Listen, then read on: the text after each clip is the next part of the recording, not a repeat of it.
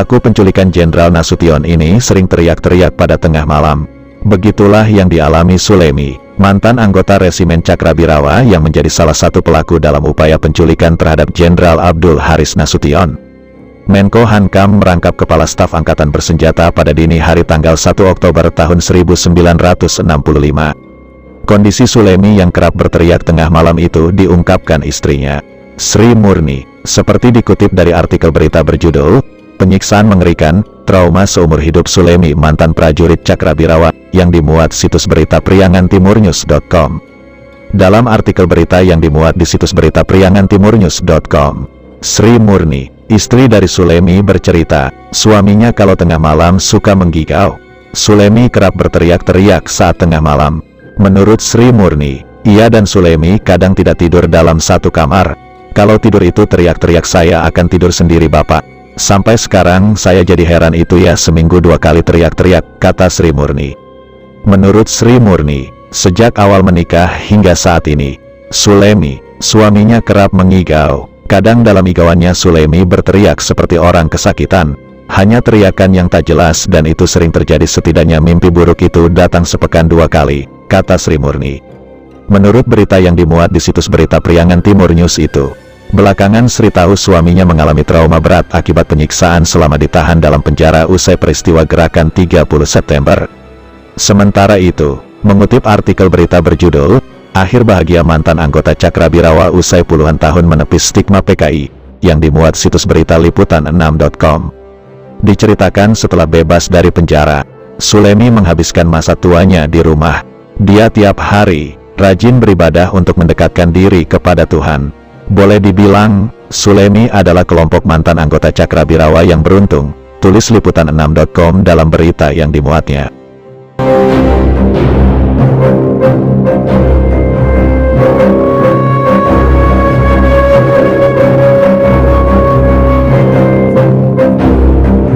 Sulemi meski sudah divonis mati, akhirnya selamat dari eksekusi regu tembak.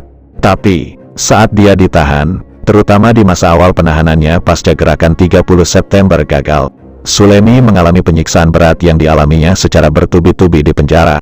Menurut liputan6.com, jari jemari Sulemi bengkok, tulang patah, kulit mengelupas. Peristiwa gerakan 30 September benar-benar menjungkir balikan nasib Sulemi. Awalnya, sebelum masuk ke Resimen Cakrabirawa, Sulemi bertugas di Kodam 4 Diponegoro. Lantas, ia dan rekan batalionnya terpilih menjadi pasukan Cakrabirawa. Ternyata, inilah awal malapetaka baginya. Pada dini hari tanggal 1 Oktober tahun 1965, Sulemi bersama dengan beberapa anggota Cakrabirawa dan pasukan TNI lainnya bergerak dari Lubang Buaya. Dini hari itu, Sulemi bersama anggota Cakra lainnya dapat tugas berat, menculik Jenderal Nasution. Sulemi adalah salah satu personel yang ditugaskan menjemput Jenderal Abdul Haris Nasution, tulis liputan6.com dalam artikel berita yang dimuatnya. Masih menurut liputan6.com, dalam penculikan itu, ada tragedi yang terus diingat Sulemi sampai sekarang, yakni tertembaknya Ade Irma Nasution, putri sang jenderal. "Saya prajurit hanya menjalankan perintah atasan. Dalam umur saya, tidak pernah terlibat politik. Kalau perwira menengah, mayor ke atas mungkin," kata Sulemi. Sampai akhirnya Sulemi pun ditangkap pasca gerakan 30 September gagal. Dari sinilah mimpi buruknya dimulai. Dalam pemeriksaan yang dilakukan polisi militer, Sulemi mengalami siksaan demi siksaan.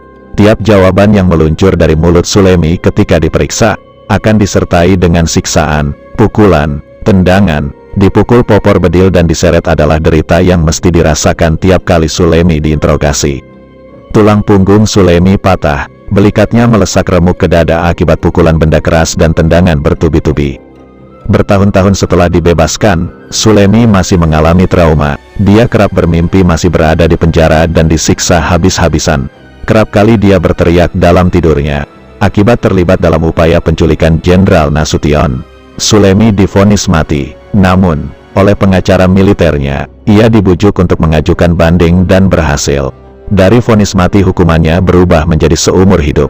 Lantas Sulemi dipindah ke Pamekasan, Madura, bersama 32 tahanan politik lainnya. Selama 15 tahun, Ia menghabiskan waktu di balik jeruji penjara hingga akhirnya bebas pada bulan Oktober tahun 1980.